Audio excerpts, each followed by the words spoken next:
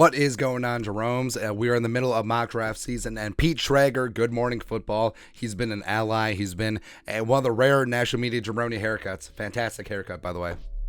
That has called a spade with the Vikings. He's been an advocate, and he's been in the corner of the Vikes. And he released his mock draft 1.0, so we want to go through the picks. There's some interesting things going on here. Number one, Bryce Young, yes, that seems set in stone to the Panthers. But number two, an in-division trade.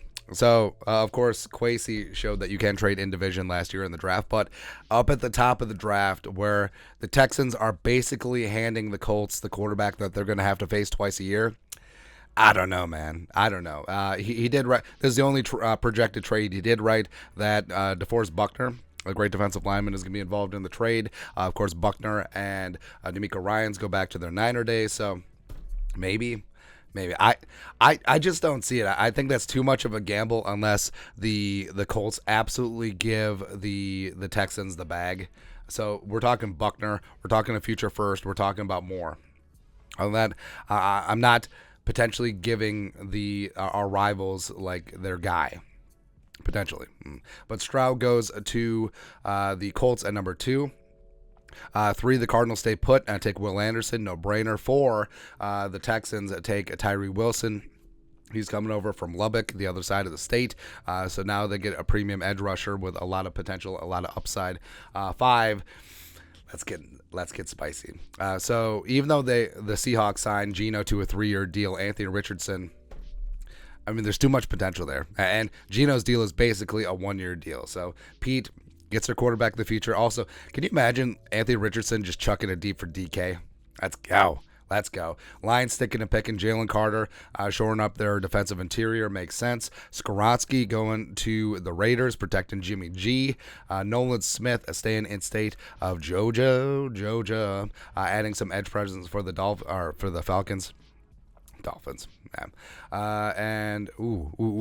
So Gonzo going to the Bears. I like that, to put him opposite of Jalen Johnson, as well as Kyler Gordon is in the mix in the cornerback room. But John Robinson goes to the Eagles.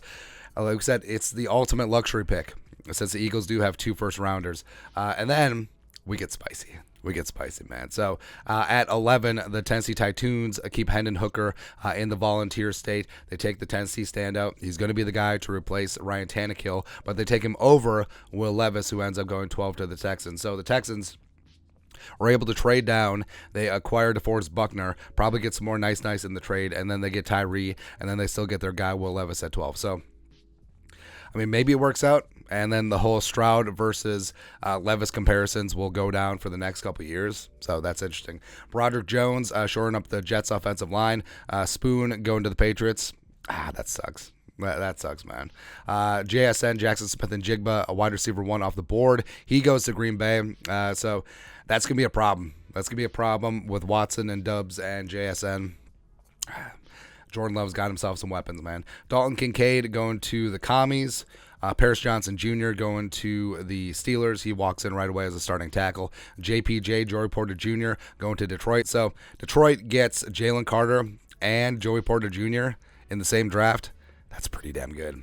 Man. Deontay Banks shoring up the cornerback room in Tampa. Van Ness goes to the Seahawks. So Seattle gets Anthony Richardson and Van Ness. That's pretty good.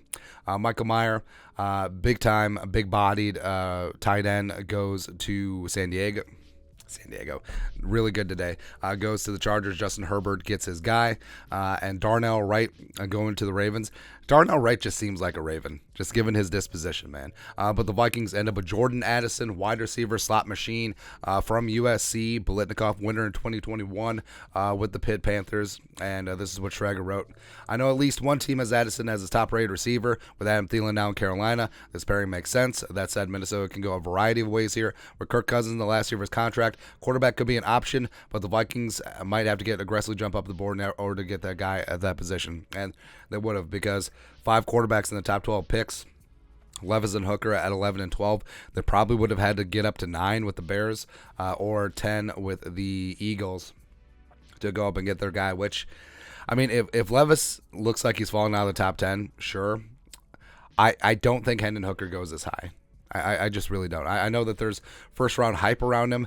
I don't think it's top half of the first draft or first round type hype for him. But either way, so the Vikings miss out on quarterback, but they still get Jordan Addison, which I think would be a great addition to the Vikings.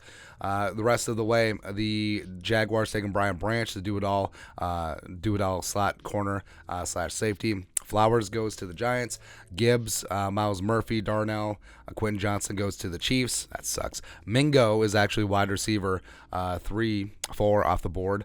He even goes ahead of Quentin Johnson, and Will McDonald goes to the Eagles. So really interesting in this spot where the Vikings, they pass up Brian Branch, they pass up some of the other receivers, go with Jordan Addison. I won't be mad, man. I won't be mad. But yeah, the whole trade up at the top with the Texans and the Colts doing deals with the devil, and the devil being their rivals. We'll see, man. We'll see. But your thoughts are thoughts. Pete Schrager, Good Morning Football, Mock Draft 1.0. The Vikings landing USC star receiver Jordan Addison. Let us know your thoughts and our thoughts in the comment section below. Subscribe for daily Vikings takes. Want to support the work? Put a little something in the Venmo. But till next time, Skull Production Value.